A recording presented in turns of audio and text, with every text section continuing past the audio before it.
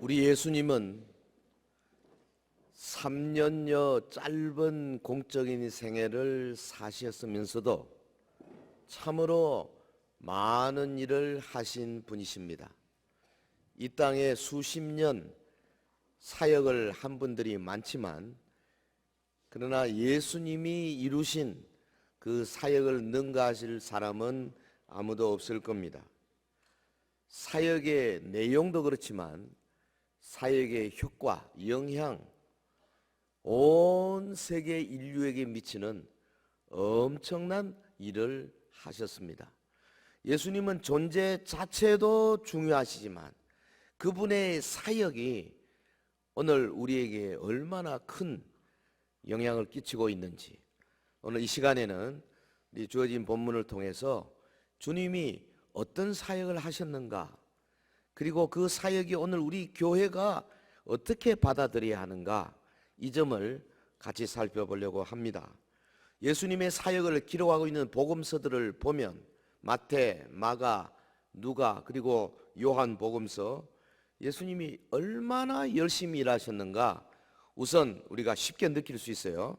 일단 시작을 하시면서 요한복음 1장 2장 읽어보십시오. 이튿날 이튿날 이튿날 이튿날 쉬지 아니하시고 일을 해 나가시는데 아마 뒤따라다니던 제자들이 혼났으리라고 생각해요. 제자들을 부르셨습니다. 그들과 함께 아름다운 공동체를 이루셨습니다. 하나님의 나라를 열었습니다. 그리고 갈릴리 전역을 다니시면서 하나님 나라에 대해서 가르치시고 전파하시고 또 많은 병든 자들을 고치셨어요. 주님의 사역 그 자체로도 중요하지만은 그를 따르는 수많은 사람들, 지난 2000년 동안 오고 오는 세대의 수많은 사람들이 그 주님의 사역에 영향받고 자신의 삶을 헌신한 이것들을 볼 때에 우리가 가장 기본이 되는 그 예수 그리스도의 사역에 대해서 좀 더 깊이 알아야 되겠다, 좀 더 확신해야 되겠다 하는 생각을 가지 아니할 수가 없습니다. 특별히 오늘 본문을 통해서 주님이 보여주신 사역의 형태와 의미를 알 수 있어요.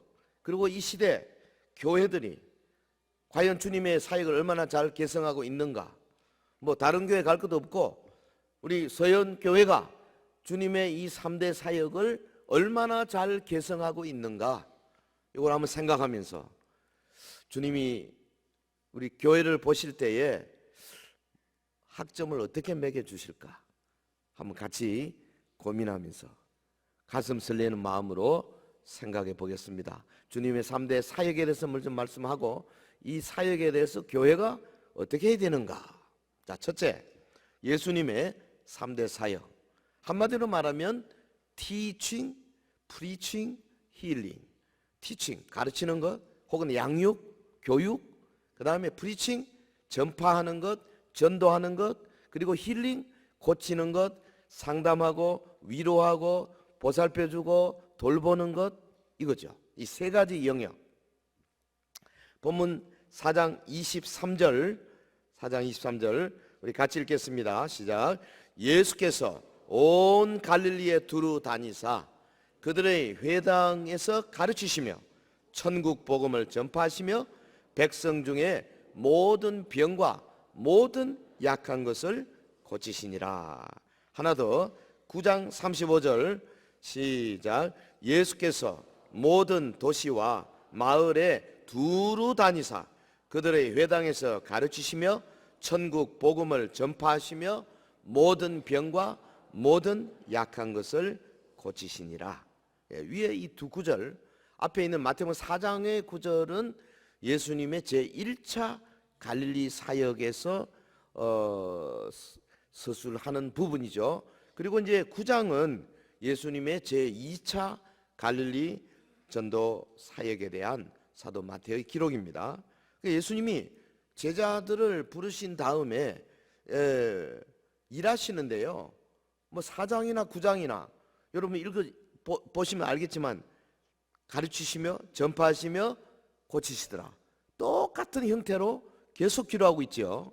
주님은 지속적이고 반복적으로 같은 일을 계속 하셨어요. 저는 이게 굉장히 중요하다고 생각합니다. 할렐루야. 교회는요, 지속적이고 반복적으로 본질적인 사역을 계속 해야 합니다. 아멘. 그거밖에 안 돼요. 조금 지치면 안 돼요. 바꿔도 안 돼요. 계속 하셔야 돼요. 아이고, 내가 왕년에 좀 했다, 나도 3년 전에 열심히 했다, 소용없습니다. 그거. 반복적이고 지속적으로 처음 믿을 때나 수십 년 예수 믿은 사람이나 같이 해야 되는 거죠. 이거 우리 주님의 모범입니다. 보십시오. 모든 도시와 마을에 두루 다니셨다, 이렇게 표현했어요. 지역에 대한 편견이 없었어요. 도시만 간 것도 아니고요, 시골만 간 것도 아닙니다. 어떤 사람은 아이고, 나는 산으로 돌아다니면서 절에 중들에게만 전도하겠다, 이런 사람도 있어요. 그러면 안 돼요. 가다가 시장 만나면 시장터에서 또 전도하고, 버스 타면 버스에 전도하고, 그 다음에 뭐 산에도 가고 도시에도 가고. 예. 아멘 좀 했으면 좋겠다 싶은 생각이 무럭무럭 납니다. 예. 산에도 전도하고 시장터에도 전도하고, 예. 명절에 친척들에게도 전도하고. 예. 그래야지. 지속적으로 두루 다녔다. 유대인들이 배척하는 사마리아에도 가셨어요. 예수님은 이방인의 고을에도 가셨어요. 아니, 예수님께서 사역 마치시고 승천하신 다음에 한참 지난 다음에도 예수님을 그렇게 따르는 베드로는요, 이방인에게 전도하는 거 굉장히 꺼려했어요. 고넬료한테 안 가려고 했다고. 하나님이 환상을 3번씩이나 줘가지고 베드로를 바꿀 수밖에 없었어요. 예수님은 처음부터 이방인에 갔었어요. 두루 다니셨어요. 여러분, 우리가 교회가요, 두루 다녀야 돼요. 두루. 자신의 사역을 하시는데 효과적으로 하셨어요. 그냥 아무렇게나 하는 게 아니고 지역에 딱 가면 어디부터 가느냐, 회당부터 가셨어요. 회당. 본문에 보세요. 온 갈릴리에 두루 다니사 23절 그들의 회당에서 가르치시며, 9장 35절에도 모든 도시와 마을에 두루 다니사 그들의 회당에서 가르치시며. 회당이 뭔데요? 유대인들이 바벨론에 잡혀가가지고 자기들이 이제 먼 곳에서 제사를 드릴 수가 없잖아요. 제사는 예루살렘 성전에서 드리는 건데 제사 드릴 수 없으니 어떻게 해? 아이고, 제사는 못 드리더라도 그래가 우리가 율법을 배우고 서로 모여 공동체를 이루어야 되겠다 싶어서 저들이 사는 곳에 회당을 만들었어요. 회당, 시네고그라는 거예요. 같이 모여가지고 말씀도 나누고 기도도 하고 소식도 전하고 그런 거죠. 그게 바로 오늘날 신약 교회의 모습이 거기서부터 본따온 거 아닙니까? 짐승을 잡는 제사는 못 드립니다. 그러나 율법을 배우고요, 성도 유대인들이 같이 모여가지고 하나님 말씀 안에서 기도하고. 예수님이 가장 효과적인 방법으로 말씀을 가르치고 전도하셨어요. 회당에서 가르쳤어요. 그리고 거기서 뭘 시작하셨느냐, 먼저 가르치시고 그 다음에 전파하시고 그리고 고치셨다 그랬거든요. 자, 4장 23절을 다시 한번 보겠습니다. 여러분 꼭 외우시기 바랍니다. 이거는. 자, 24장 23절 주십시오. 시작. 예수께서 온 갈릴리에 두루 다니사 그들의 회당에서 가르치시며 천국 복음을 전파하시며 백성 중에 모든 병과 모든 약한 것을 고치시니. 예? 가르치는 사. 자, 일부 예배 때 해보니 이게 좋더라고요. 자, 오른손 있는 분만 손 들어서 이렇게 요 손가락을 이렇게 딱 하면 첫째 하면 손가락 꽂히면서 가르치는 사역. 예, 손가락이 없는 분도 계시네요. 다시 한번 시작. 가르치는 사역. 그 다음에 두 번째는 전파하는 사역. 시작. 전파하는 사역. 세 번째 치유하는 사역. 치유하는 사역. 자, 외워봅시다. 시작. 가르치는 사역, 전파하는 사역, 치유하는. 뭐 그냥 지능 지수가 얼마나 좋은지 세 가지 한꺼번에 외우기 힘들거든요. 예. 가르치는 사역, teaching, 디다스코라 그럽니다. 헬라말로. 이건 뭐냐 하면 성경을 풀어서 강화하는 거죠. 가르쳐주고 그 다음에 실천적으로 요 말씀을 가지고 당신은 이렇게 살아라, 실천적인 교훈을 주는 걸 디다스코 사역이라 그래요. 그래서 설교는 반드시 실천적인 교훈이 있어야 됩니다. 디다스코가 돼야 돼요. 그 다음에 전파하는 프리칭, 요걸 헬라말로 케리소라 그래요. 케리소라는 것은 왕의 전언을 나팔 부는 겁니다. 왕이 오신다, 길을 예비해라, 예? 전하 납시입니다, 뭐 이런 거예요. 이게 케리소예요. 케리소. 우리가 사극을 많이 봐가지고 그런 건 잘하잖아요. 예. 이 전파하는 사역, 이거는 뭐냐 하면 천국 복음을 들어야 할 필요성이 절실한 자들에게 회개하라, 그리고 복음을 믿어라, 이거예요. 주로. 물론 여기도 가르치는 게 없는 건 아닙니다만은 주로 회개하고 복음을 믿어라. 그 예수님이 처음 사역을 시작하면서 갈릴리에 딱 나타나 첫 마디가 뭐냐면 회개하라, 하나님의 나라가 가까이 왔다 그랬잖아요. 이게 바로 퀘리스예요. 그 다음에 치유하는 사역, 힐링 사역, 요거는 뭐냐면 헬라말로는 세라피오인데 요즘은 이 독일에서 영향받아 가지고 디아코니아라고 많이 써요. 디아코니아 사역. 육체의 치료뿐 아니라 영혼의 치료까지 행하는 것입니다. 이거는 단순히 의학적 처방뿐 아니고 메시아가 가져다 주는 죄와 사망에서 진정한 회복이 되고 치유가 되고, 그래서 우리의 삶이 완전해지고 평화가 오고 뭐 이런 거죠. 네, 그러니까 요 지금 세 가지, 가르치고 전파하고 치유하는 이 세 가지가 예수님의 핵심적인 사역이었다는 거예요. 근데 본문을 가만 보면요, 이 동사 자체가 가르친다, 전파한다, 치유한다 모두 분사로 파티시플이에요. 그리고 현재 능동태형입니다. 요 분사 능동태, 여러분 옛날에 뭐 오력일체 이런 거 영어 배웠잖아요. 이거 뭐예요? 현재 진행이에요. 진행. 지속적인 거예요. 예수님은 이거 몇 년 전에 했다 이게 아니고요, 어제도 오늘도 내일도 계속해서 가르치고 전파하고 치유하고 계속 하시다는 거예요. 더 나아가서 예수님이 죽으시고 부활하시고 40일 동안 있으면 하나님 나라 사역을 할 때도 제자들에게 끊임없이 가르치고 전파하고 그 다음에 치유하는 사역을 하도록 계속해서 하나님 나라 일을 말씀하셨어요. 예수님이 성천하시고 성령 오셨어요. 제자들이 성령 충만해졌습니다. 예루살렘 교회가 생겼습니다. 예루살렘 교회가 뭐 했습니까? 가르치고 전파하고 치유하는 사역을 계속해 왔습니다. 1세기, 2세기, 5세기, 어거스틴, 10세기, 15세기 개혁주의자들 계속 말씀을 가르치고 전파하고 치유하는 사역. 20세기, 21세기 오늘 우리 서영교회도 예수님의 이 사역을 그대로 이어받고 있다 그 말이죠. 믿으시면 아멘. 얼마나 중요한 말씀인지 몰라요. 네? 이거는 현재 진행이에요. 자, 그렇기 때문에 이제 우리는 두 번째로 교회가 이어받아야 할 3대 사역에 대해서 좀 더 구체적으로 생각하겠습니다. 두 번째, 교회가 이어받아야 할 3대 사역, 양육, 전도, 치유. 네. 자, 9장 35절 한 번 더 읽겠습니다. 시작. 예수께서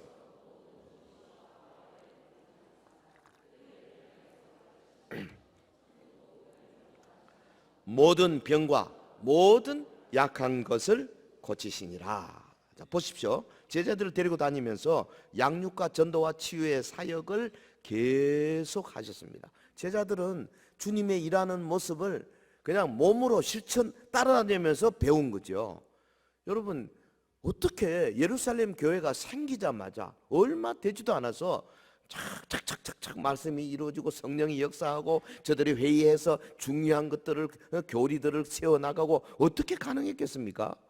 제자들이 성령 충만해서 바로 된 줄 아십니까?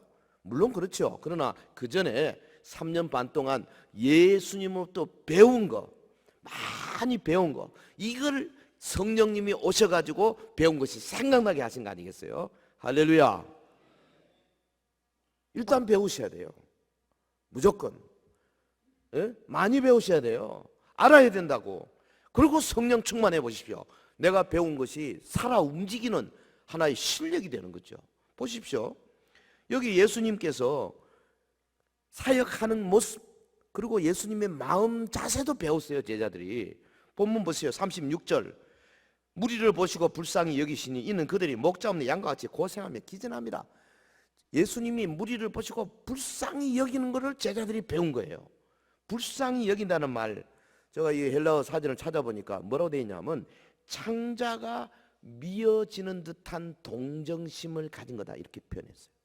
참, 예수님께서요 무리들을 보실 때 막 창자가 미어지는 거예요. 아이고 저것들, 아이고 저거 로마의 식민지 아닙니까?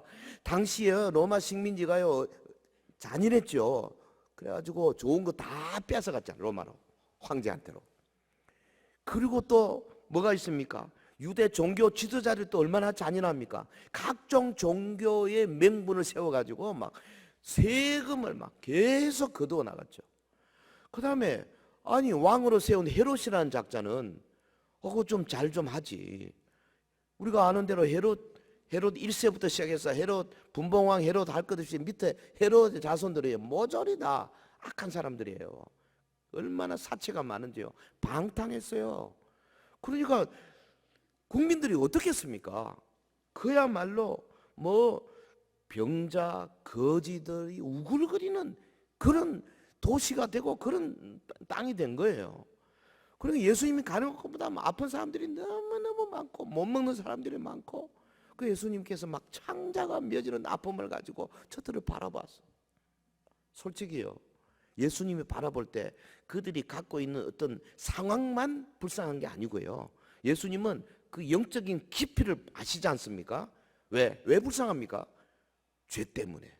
왜 불쌍합니까? 마귀에게 사로잡혀 있어서. 그래서 결국 멸망할 거거든요. 그러니까 얼마나 불쌍합니까? 오늘 우리 교회가요 사회를 바라볼 때, 이 믿지 않는 자들을 바라볼 때 이 마음이 있어야 돼요. 그래서 제자들이 이걸 배운 겁니다. 예수님이 무리를 불쌍히 여기시는 마음을 배웠지 않습니까? 자, 그리고 주님께서 하나님 나라 사역을 위해서 일꾼이 필요한 것을 제자들이 잘 배운 거죠. 오늘 본문 9장 37절에 보면 이에 제자들에게 이르시되 추수할 것은 많되 일꾼이 적으니 그러므로 추수하는 주인에게 청하여 추수할 일꾼들을 보내주소서 하라 하시니라. 하나님 나라 사역에는 뭐가 필요하다고요? 추수할, 뭐가 필요합니까? 추수할 일꾼. 같이 해봅시다. 추수할 일꾼. 추수할 일꾼. 예수님이 처음 공생에 나올 때는 갈릴리로 다니시면서 직접 뽑으셨어요, 일꾼을. 그런데 지금은 어떤 식으로 뽑으십니까? 예수님이 추수할 일꾼을 교자로 시작하는 기관을 통해서, 뭐를 통해서요? 교회를 통해서 일꾼을 뽑으시는 겁니다. 교회를 통해서. 예. 하나님 교회를 만드시고 성도들을 키우시고 말씀으로 양육 가르치시고, 그리고 전파하는 사역을 가르치시고, 그 다음에 치유하는 사역을 가르치시고, 그래서 이 훈련되는 사람들 가운데 집사도 뽑고 장로도 뽑고 권사도 뽑고 일꾼을 뽑는, 사역팀을 뽑고 교사를 뽑고. 할렐루야.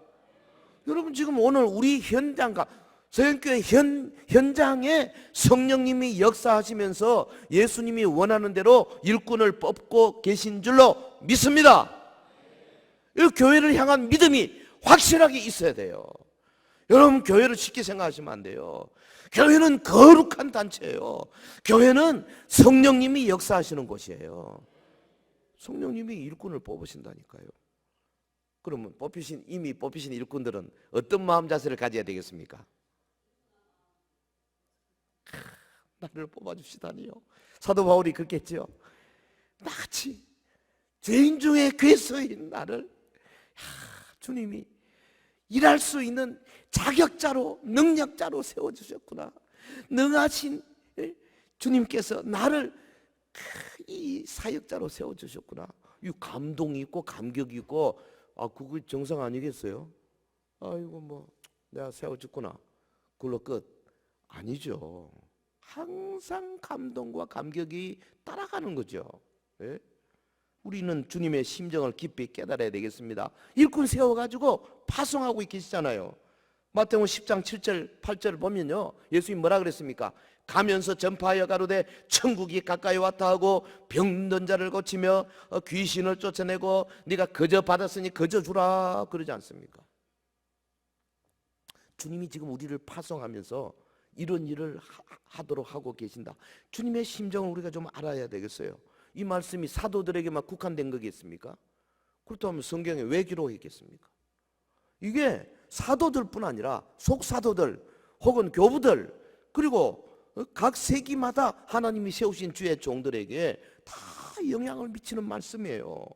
사도들에게 주셨던 주님의 능력은 오늘날 주의 몸된 교회에 그대로 흐르고 있고, 이 흐르는 능력을 받아서 교회가 오늘도 주님의 세 가지 사역을 열심히 해야 될 줄로 믿습니다.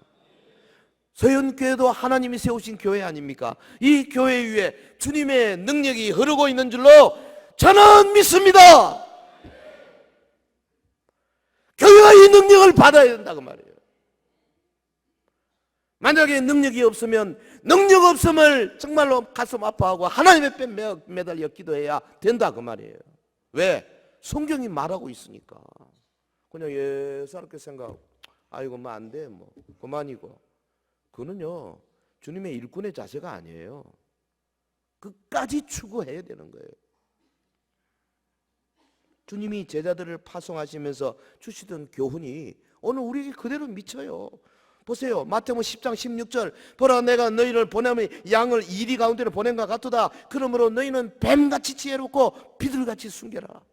여러분 우리는 순결해야 돼요. 거룩해야 돼요. 깨끗해야 돼요. 그러나 이 악한 영의 세력에 잡힌 사람들에게 그대로 당하면 안 돼.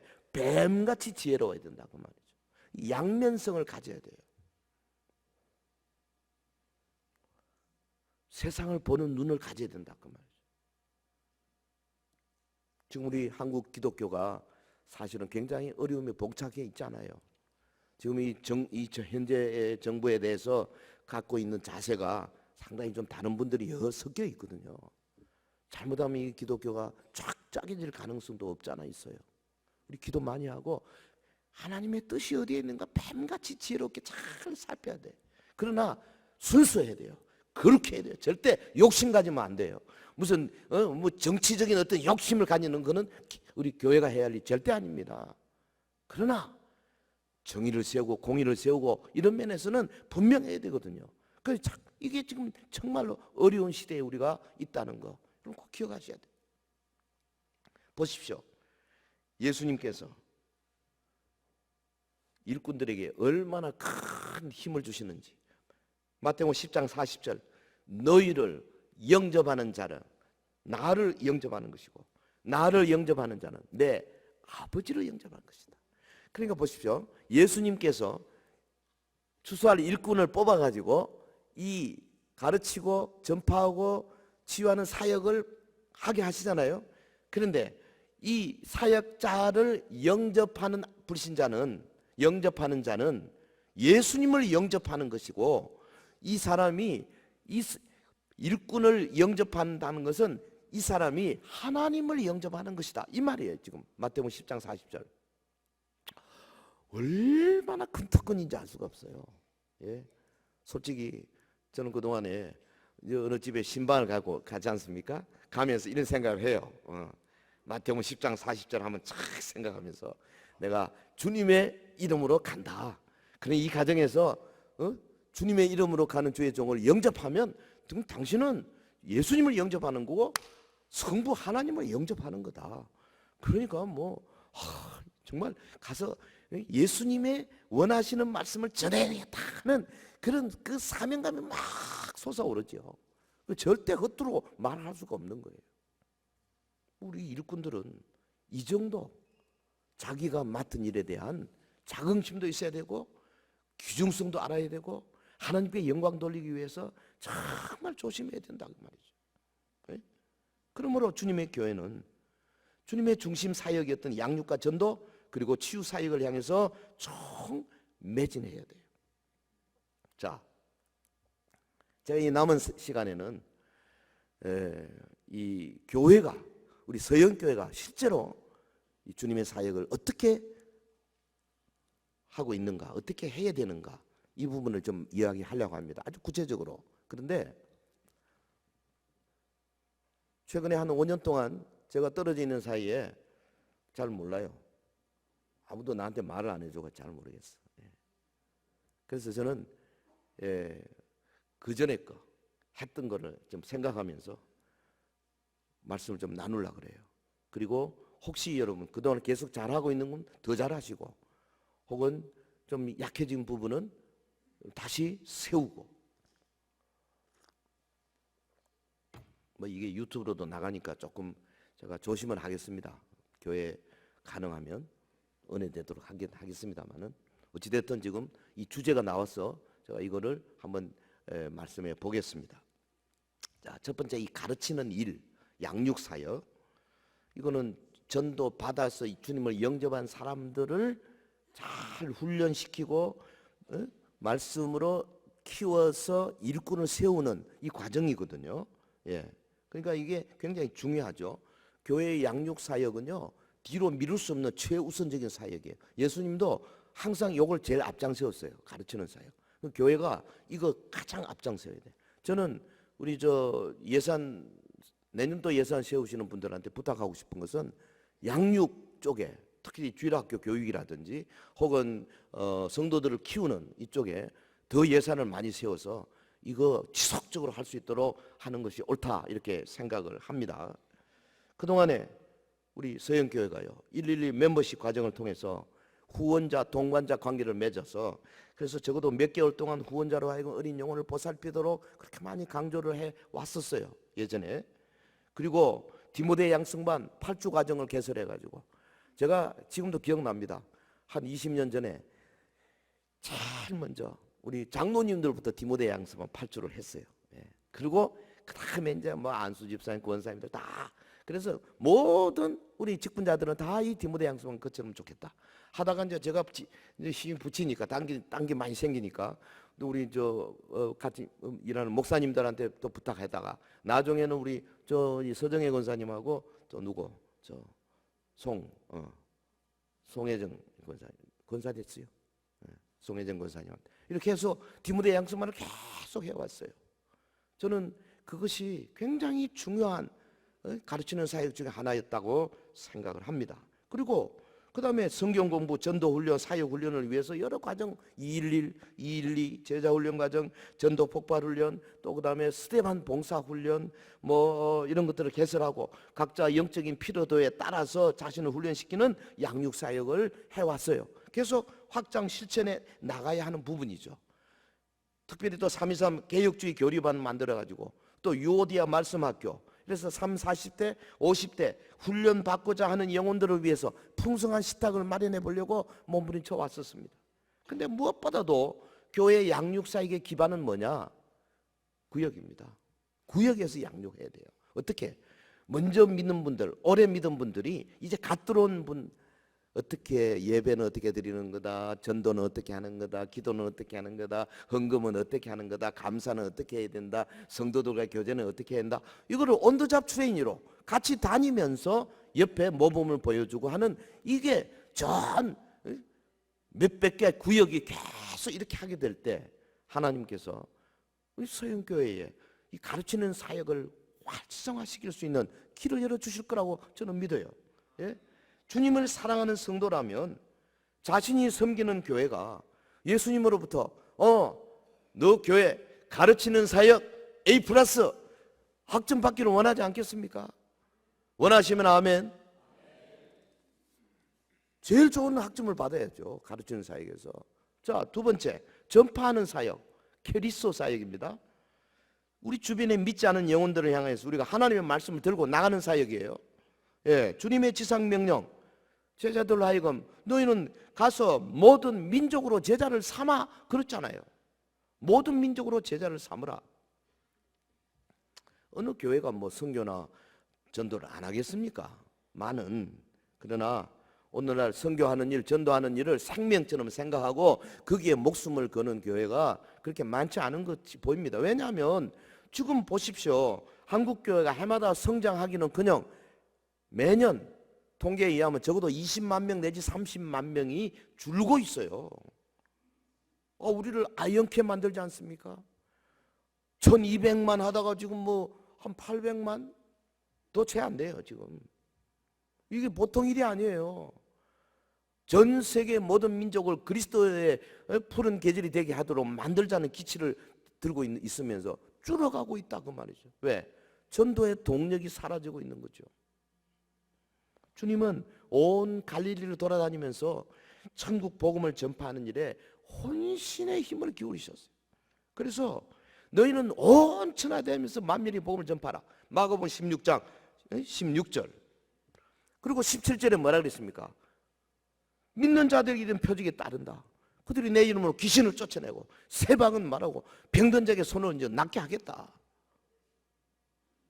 여러분, 아무에게나 손 온다고 난 줄 아십니까?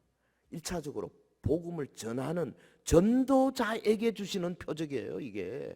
그래서 선교지에서 많이 일어나요.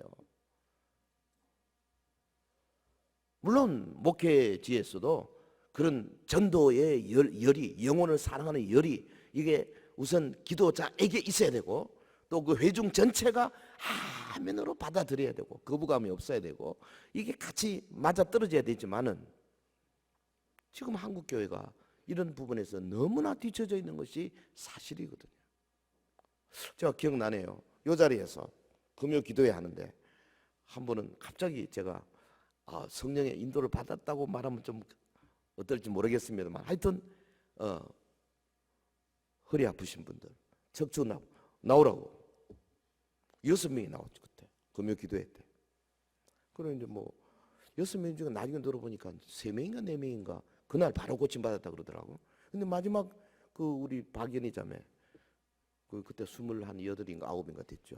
어느 은행 그만 이 뭡니까 골반이 뒤틀어져 가지고 한쪽 다리가 한 8cm 이렇게 짧아요. 그러니까 이게 참 어렵죠. 그 뭐 자녀 생산도 힘들어요. 그렇게 되면 병원에 많이 다녀도 이 골반 자체가 이렇게 잘못되어 있기 때문에 고칠 길이 없다고 그러대요. 그래서 제가 나왔길래 저는 뭐 별 생각 안 했어요. 믿느냐고 하니까 믿습니다 그러더라고요. 믿음대로 될지어다 그랬어요. 그런데 그냥 뒤로 확 우리 김할수 목사님이 얼른 가서 뒤 받았어요. 넘어졌어. 저는 뭐냐 그런 줄 알고 이제는 하고 이제 축도하려고 그러는데 갑자기 여기서 다다다닥 하더라고요. 축도하다가 제가 눈을 떴어요. 1분도 되기 전에 탁탁탁탁 하더니요 다리가 쭉 길어져 버리는 거예요. 그러고는 아이고 뭐 저는 축도 해야 되니까 있을지어다 했어요. 그랬더니 그리고 이제 반주하고 나서 얘가 또 일어나 짜짜 내려가면서 엄마 다 나았어 이러더라고. 그 다음날 그 어느 병원인가 가서 MRI 찍었잖아요. 그동안 10여 년 동안 MRI 찍은 거하고 완전히 다른 MRI. 그리고 이 앞에 앉아가지고 주에 보여 찬송 열심히 하다가 안 보이네. 지금 아마 서울 갔는가 본데. 여러분 하나님이 하시고자 하면 금방 하실 수 있어요. 뭐를 두려워하시나요? 본문에 말씀이 있지 않습니까? 우리 서영교회가 지난 60년대부터 선교사에게 힘쓰고 여러 선교사님들 지역에 파송해 와서 일을 많이 했잖아요. 뭐 제가 알기로 우리 일본에 먼저 보내고 나이지리아에 파키스탄에 그다음에 중동 요르단에 보내고 그다음에 또 중국에 파송되고 그동안에 열매를 많이 맺어왔죠. 앞으로도 또 열매를 많이 맺을 것입니다. 파송 선교사 외에도 수십 군데 많은 곳에 협력으로 선교 사역을 지원해 왔고 또 오이코스 전도팀 아마 그때 모교 오이코스 전도팀이라 기억나는데 매주 교회 주변의 지역을 돌면서 복음을 전도하면서 그 다음에 파라솔 전도팀 한참 많을 때는 10개가 넘었어요. 파라솔 그 사거리에다 세워놓고 지나가는 사람들 6명 일개조를 해가 2명은 호객조 부르고 그 다음에 2명은 서비스조 커피 따르고 그 다음에 2명은 전도조 이렇게 해서 한 조가 되어가지고 파라솔 전도팀을 운영하는데 어떤 때는 전도조가 한두 명 빠져버리면 그러면 서비스조가 전도해야 돼. 이제 할 수 없이. 이래가지고 온도잡출행이 일어나는 거예요. 그냥 옆에서 본 그대로 하면 돼. 그러다가 한 몇 달 하고 나면은 너도 나도 전도 잘하시더라고. 제가 전도 담력을 세우기 위해서요, 매주 월요일마다 저 월요일 저녁 7시 반부터 8시 반까지 대백 플라자 앞에 거기 그 공터 있잖아요. 거기서 그냥 탈북 난민 북송 반대 그거 몇 년 동안 하면서요, 그게 한 뭐 보통 5, 60명, 7, 80명 모였을 때 그중에 권사님 올라와서 1분 메시지 하시죠. 그럼 앞에 나와가지고 친애한 대구 시민 여러분 막 메시지 한번 하고 나면 그분은 그 다음부터 전도에 아무 문제가 없어. 담력이 팍 생기는 거죠. 그런 일을 얼마나 열심히 했습니까?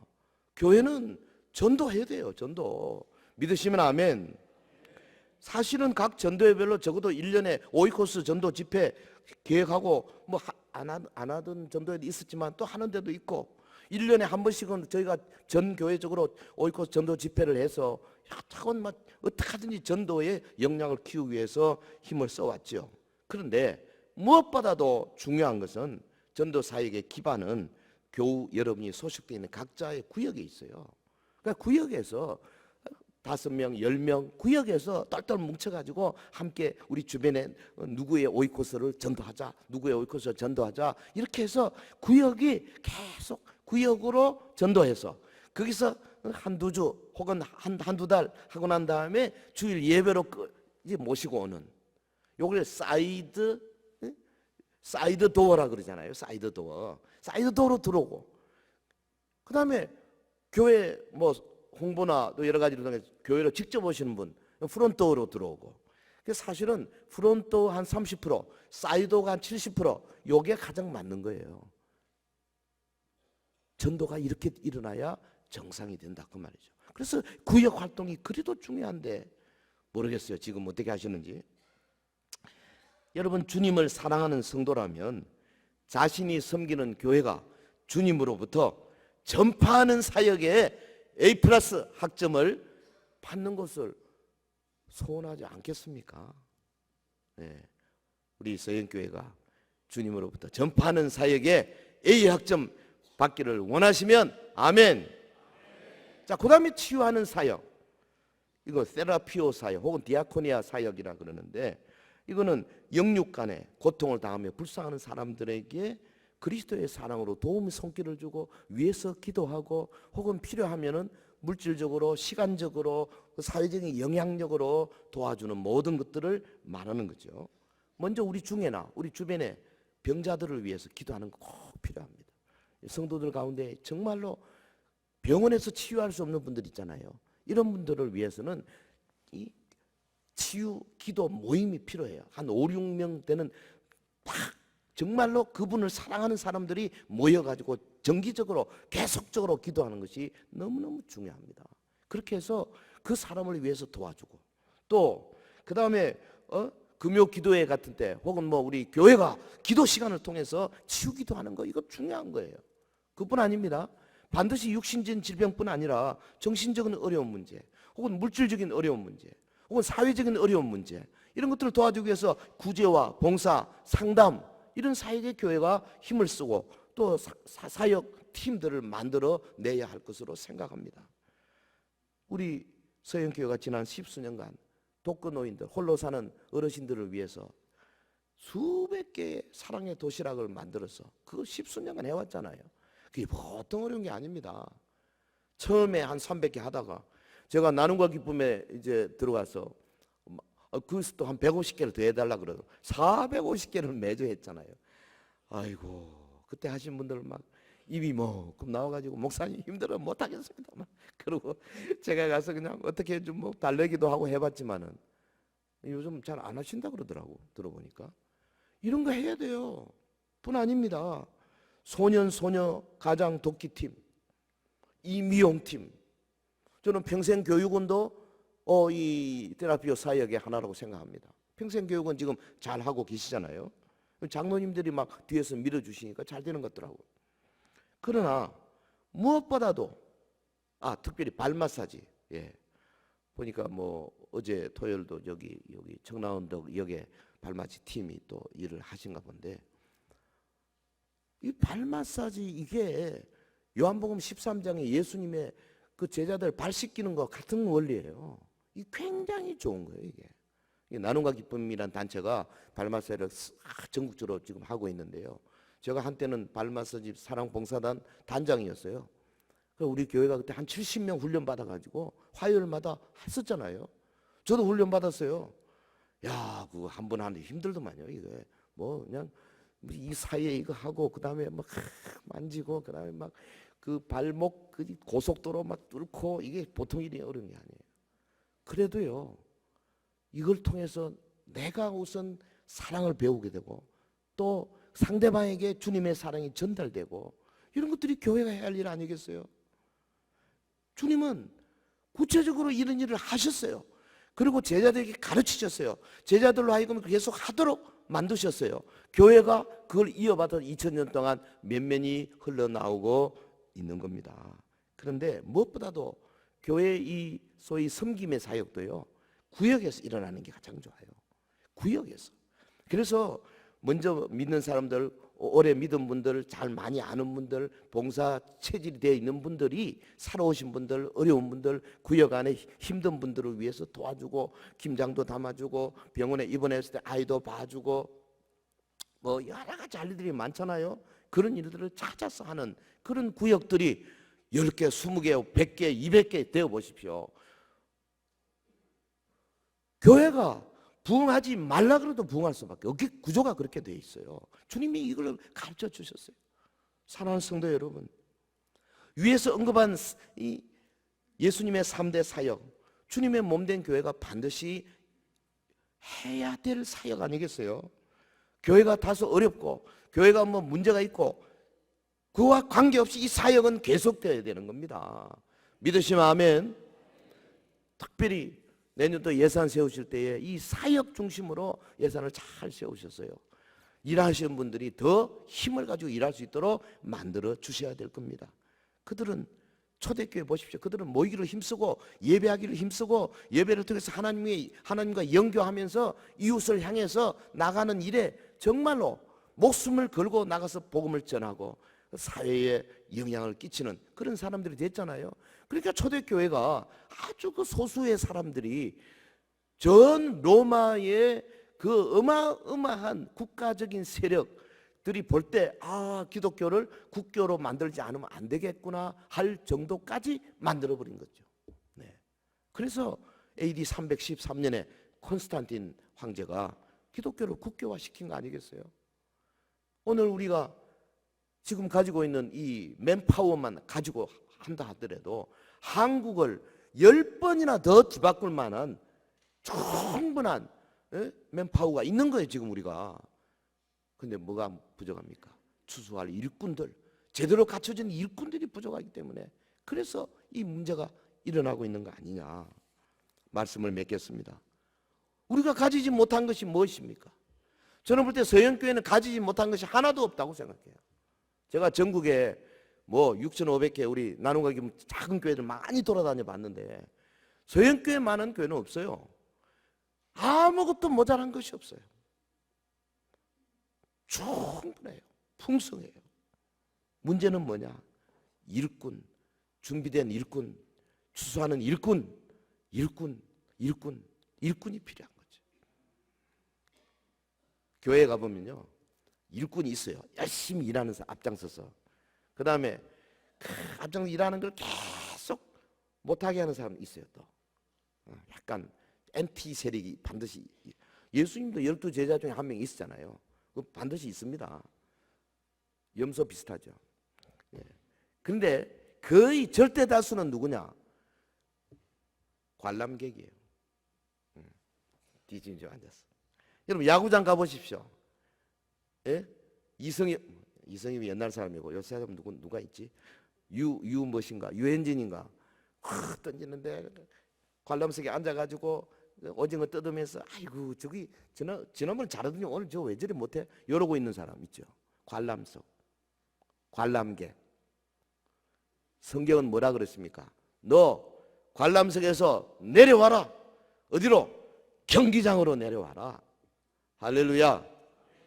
요거 한번 하고 말씀 마치겠습니다. 관람석에서 경기장으로 시작. 이럴 때는 오른팔 주고 한번 해야 돼. 관람석에서 경기장으로 시작. 한 번 더. 관람석에서 경기장으로. 한 번 더. 관람석에서 경기장.